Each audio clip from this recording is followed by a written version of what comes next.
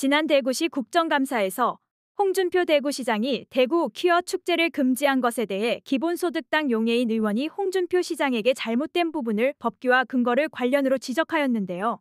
이에 홍준표 시장은 법은 내가 더 잘 알거라면서 반박에 나섰습니다. 법은 내가 더 알 겁니다. 지방자치단체장에게 집회 시위를 금지시키거나 해산시킬 권한이 있습니까? 없습니다. 그죠, 없죠. 헌법에도 집시법에도 그리고 도로법에도 집회 시위를 금지시키거나 해산시킬 수 있는 지자체장의 권한이 명시되어 있지 않습니다. 그런데 집회 신고가 완료됐던 지난 퀴어문화축제를 해산시키기 위해서 행정 대집행을 시장님께서 진행하셨습니다. 시민들을 불편하게 하는 도로 점용은 불법이고 주요 도로는 집회 제한 구역이며 도로에서 집회하려면 지자체의 허락을 받아야 하는데 퀴어문화축제는 그러지 않았다. 이게 이제 시장님께서 이 퀴어문화축제를 용납할 수 없다고 하셨던 이유인데요. 지금도 그 입장을 유지하십니까? 오해가 좀 있습니다. 어떤 오해일까요? 퀴어문화축제를 대구시에서는 반대한 일이 없습니다. 행정 대집행을 하신 것에 대해서 말씀을 드린 겁니다. 집시법 12조에 따르면 거기는 집회 제한구역입니다. 네. 집회 제한구역에서 집회를 하려면 도로 점용 허가를 대구시에 받아야 됩니다. 네, 그 부분을 제가 그런데 그러면 좀 도로 말씀을 점용 드리겠습니다. 허가를 받지 않는 집회는 우리는 그거는 허용해 줄 수가 없죠. 네, 시장님 제가 그 부분에 대해서 말씀을 드리겠습니다. 도로가 집회 금지 구역이다, 주요 도로가.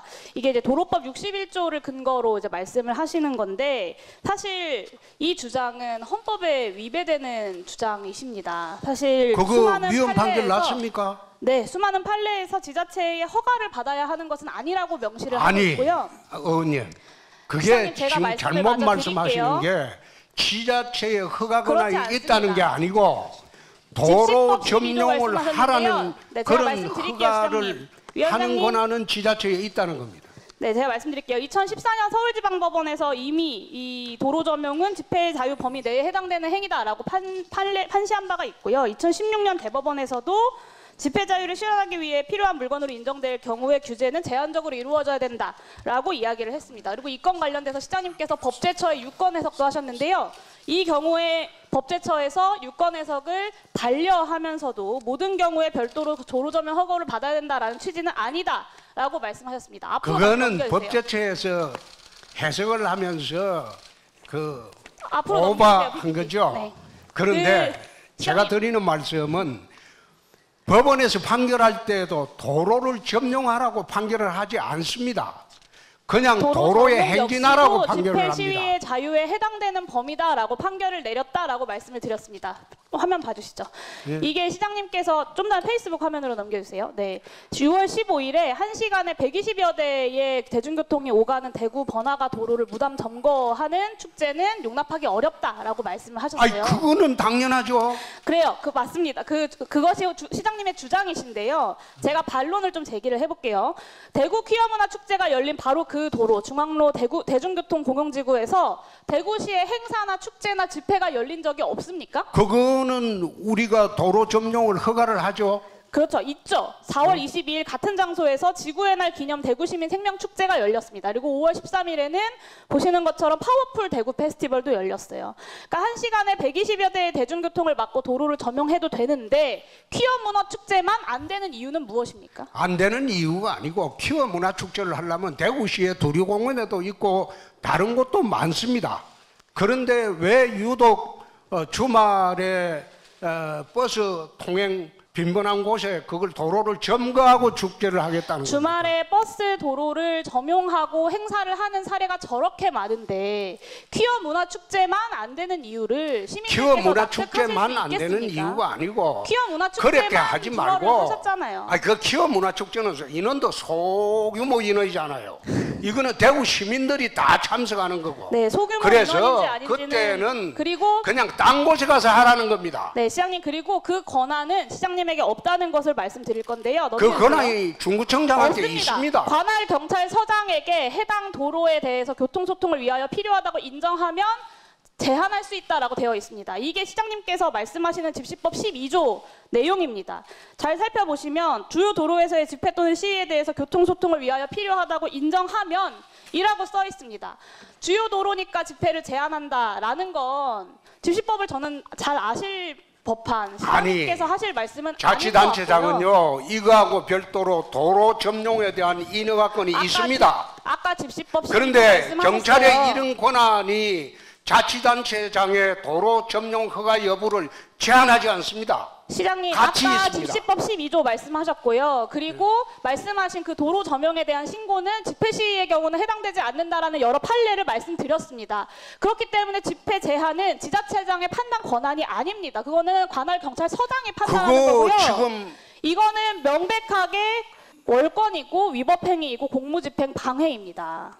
그거는 의원님 혼자 주장하시는 거죠. 제가 생각했을 때 그거 지금 고소고발돼 있으니까 법원의 판례도 법제처의 해석도 경찰의 입장도 모두가 다 동일합니다. 시장님만 그렇게 주장하고 계시는 거예요.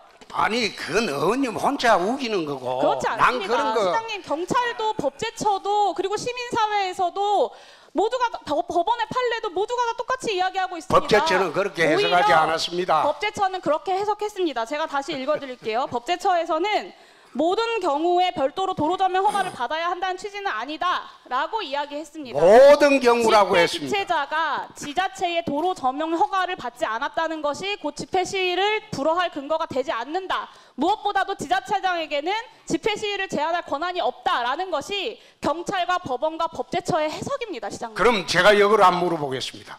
고속도로 차단하고 집회 신고하면 그 바로 집회를 할 수 있습니까? 마십시오. 이거 고속도로 점용한 것 아닙니다.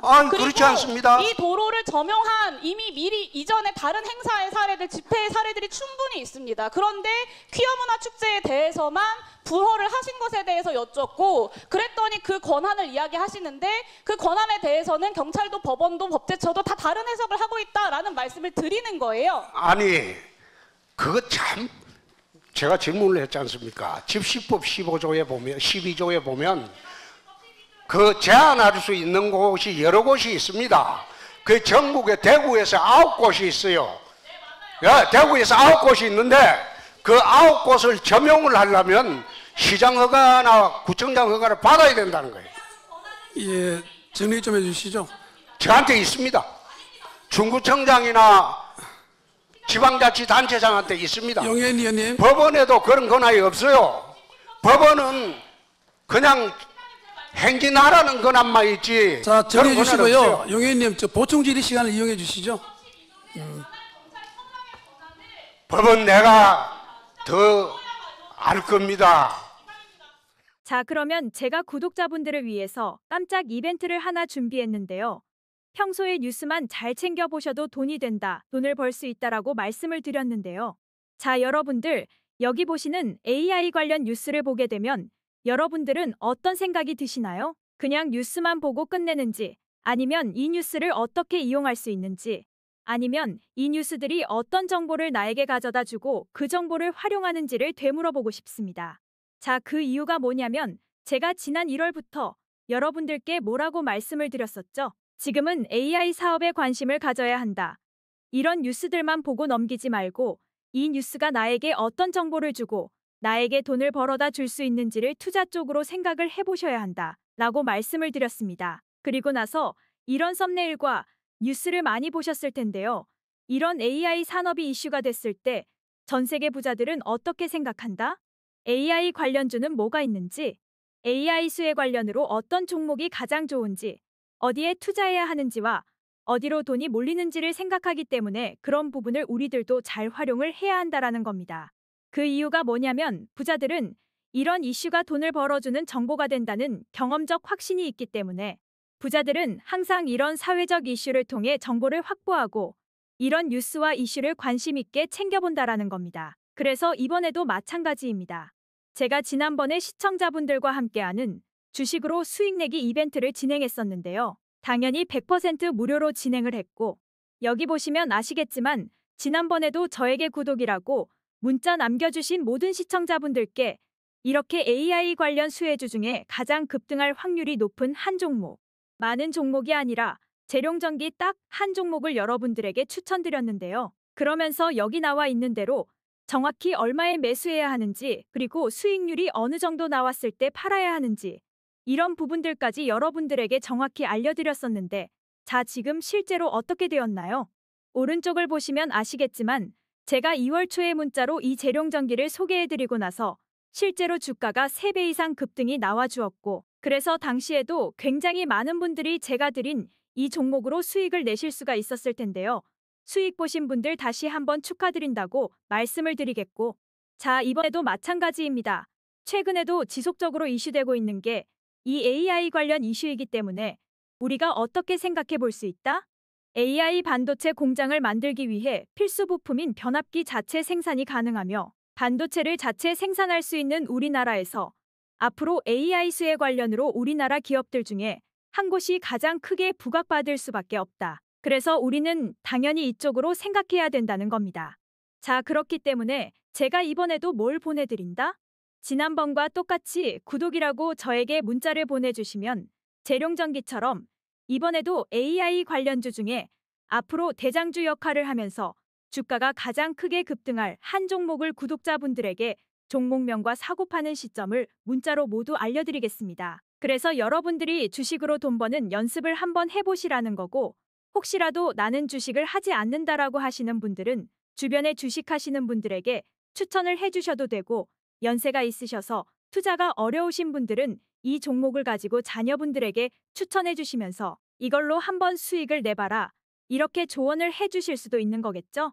그래서 지금 이 영상을 보시는 시청자분들과 구독자분들 중에 나도 이번 종목이 좀 궁금하다 하시는 분들은 누구나 상관없이, 그리고 어느 시간대나 상관없이 부담 없이 이렇게 상단에 제 번호를 항상 남겨놓고 있습니다. 제 번호 010-2068-6834번호로 편안한 시간대에 저에게 이런 식으로 지난번처럼 구독이라고 문자 보내주시면 제가 이번에도 똑같이 무료 추천 급등주 문자를 보내드리겠습니다. 이해되시죠?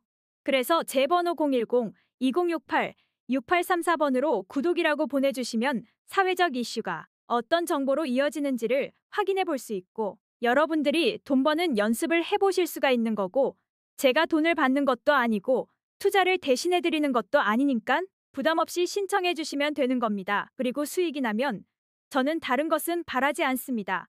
제 채널의 구독과 좋아요 한 번씩만 부탁드린다라고 다시 한번 말씀을 드리겠습니다.